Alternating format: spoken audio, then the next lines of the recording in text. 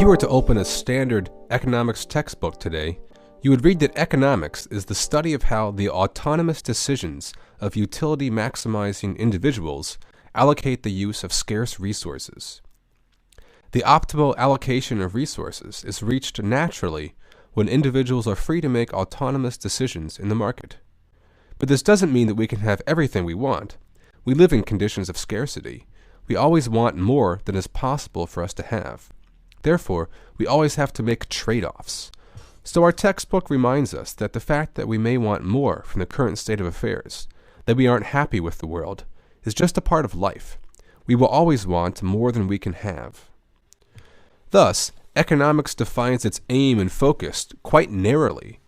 It is focused on the decisions that individuals make in the market. Its focus is on exchange. That doesn't mean it doesn't say anything about production, but its observations about production are based on the basic principles it learns from its analysis of exchange. Production is also just a realm of individuals making choices between scarce resources, nothing more, nothing less. And with this framework, neoclassical economics is able to justify all of the central ideological claims of capitalism, that people can only be understood as individuals and not classes, that we can only blame ourselves for our lot in life, that free markets are the best route to maximizing everyone's utility, and that the current state of affairs is not only the best one, but also the natural expression of universal human nature. Here, too, we have clues that our analysis may be one-sided. As in our previous example, there is a conflation of the universal and the particular. Particular aspects of the individual's market behavior under capitalism are held to be universal, innate properties of all human behavior for all time. The particular types of choices we make in the market are considered universal choices. Scarcity is seen not as a product of a certain organization of production, but as a universal, timeless condition. These are our clues. Let us interrogate these notions of utility and scarcity to see how we might situate them within their actual social context. Who is this calculating, egoistic, utility-maximizing individual? A closer inspection shows that her existence as an individual is dependent on her existence as a social creature. It is only through a certain type of society that we have a particular concept of the individual. For one, we do not form our desires in a vacuum. We are taught what to desire. We are also taught how to pursue the objects of our desires. In different societies, people carry out these intentions quite differently. In a capitalist society, we purchase our desires. But this requires that we sell our labor in the market. And thus our utility calculating isn't just an abstract measure of how much we want things.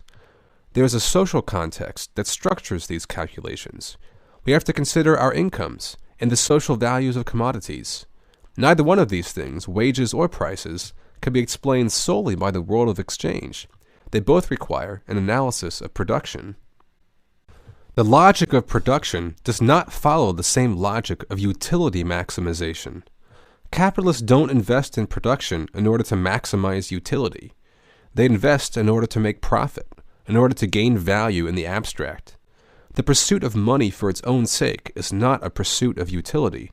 It is a separate logic, a blind, calculating logic that pursues its own interest, transforming the capitalist into a mere personification of this logic. The profit maximization of capitalists forms the bulk of the economic activity in our society. Yet, it is easy to fall under the illusion that the economy is just made up of individuals maximizing their utilities. This is because the social links between all individuals, be they capitalists or workers, always take the form of market transactions. Our social relations are mediated through value relations between commodities. But this appearance is one-sided. The presence of the utility-maximizing individual presupposes the social organization of a capitalist society, with its private property, wage labor markets, and the capitalist state. In our textbook, the individual walks by shelves of commodities to compare and evaluate. We don't need to know where they came from or how they got to the shelf.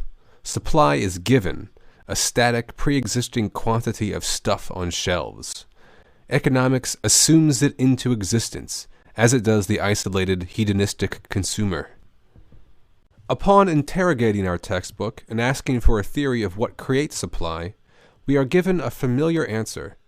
There is a given amount of scarce resources. We must make choices between them. We are shown a static, pre-existing world of resources to choose from, as if shopping in the market. Cleverly, our focus has been diverted from any activity that actually brings commodities into being. But how can we actually understand scarcity without understanding the production process?